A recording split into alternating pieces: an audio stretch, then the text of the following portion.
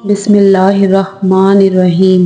ایک دفعہ کا ذکر ہے کہ کسی گاؤں میں ایک کسان کے گھر کے باہر 3 پردیسی بوڑھے مرد آرام کی غرض سے بیٹھے آپس میں گفتگو کر رہے تھے۔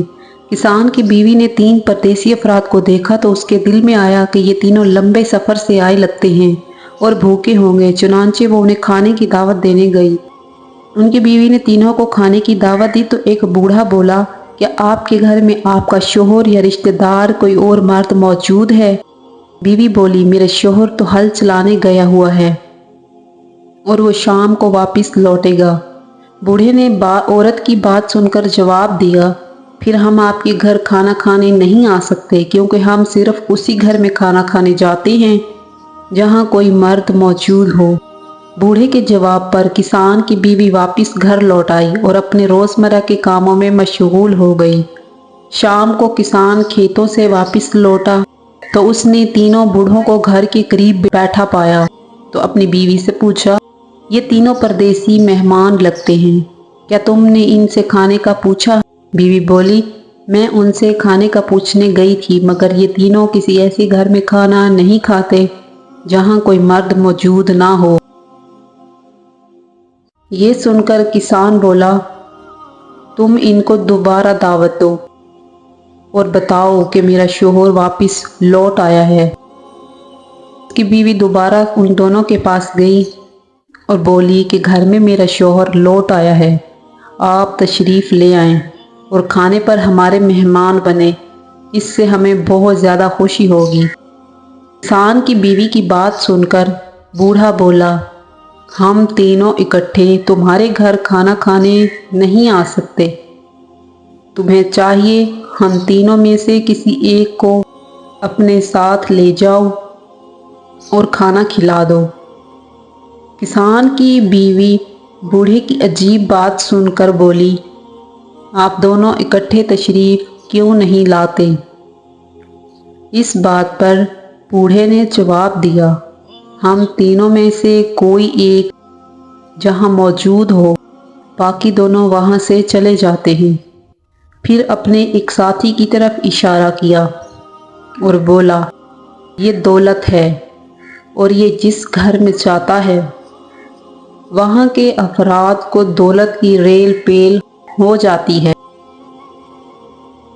پھر دوسرے ساتھی کی طرف اشارہ کرتے ہوئے کہا، یہ فتح ہے اور یہ جس گھر میں جائے اس گھر کے افراد ہر میدان میں کامیاب ہو جاتے ہیں۔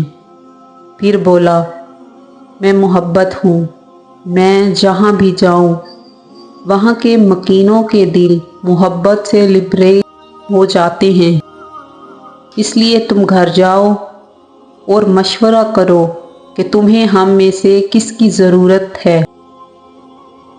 ان کی بیوی گھر لوٹی اور بوڑھوں کے جواب سے آگاہ کیا اور بولی، ہمیں چاہیے کہ ہم دولت کو اپنے گھر کھانے پر مدعو کریں تاکہ ہماری پیسے کی مشکلات حل ہو جائیں۔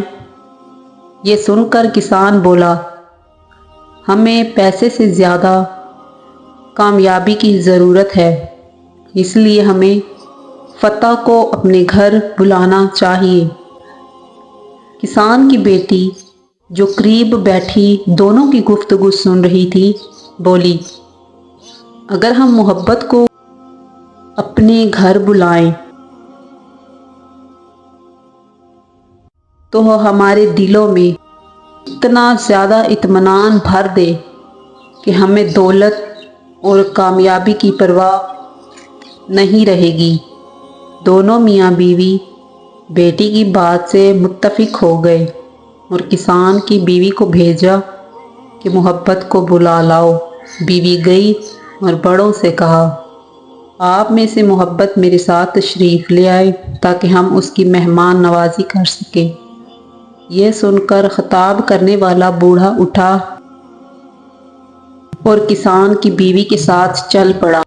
جب وہ ان کے گھر کے دروازے پر پہنچا، کسان کی بیوی نے دیکھا کہ باقی 2 بوڑھے بھی پیچھے ہی چلے آ رہے ہیں۔ ان کی بیوی نے پوچھا، آپ تینوں تو اکٹھے نہیں چاہتے، اب کیا ہوا کہ آپ تینوں اکٹھے آ گئے؟ آنے والے بوڑھوں نے جواب دیا، فقط محبت ہم میں سے ایک ایسا فرد ہے جس کے بارے میں ہمیں حکم ہے، جہاں محبت جائے وہاں اس کے پیچھے پیچھے چلے جاؤ۔ غلطی مان لینے سے بوجھ کم ہو جاتا ہے اور دل کو سکون مل جاتا ہے۔ سب سے اچھی زندگی یوں ہی بسر کرتے ہیں جو اپنی ضرورت پوری کرنے کے لیے اللہ تعالیٰ کے سوا کسی اور پر بھروسہ نہیں کرتے۔ 3 خوبیاں ایسی ہیں جو صرف ایک اچھے شوہر میں پائی جاتی ہیں، جو اپنی بیوی کو پردے میں رکھ کر اس کی عزت و آبرو کی حفاظت کرے، جو اپنی بیوی کو دین داری کی تاکید کرتا ہے، شریعت کی راہ پر چلائے اور خود بھی اسی راہ پر چلے، جو اپنی بیوی اور اہل و عیال کو رزق حلال کما کر کھلائے۔ اللہ تعالیٰ سے دوستی کے بعد پھر ایک وقت آتا ہے جب آپ کو تنہائی سے ڈر نہیں لگتا، اکیلے رہنا برا نہیں لگتا، آنکھ میں لوگوں کی وجہ سے آنسو نہیں گرتے، ہونٹوں پر ہر وقت مسکراہٹ رہتی ہے، ہم سے کوئی بات کرے دل مطمئن رہتا ہے۔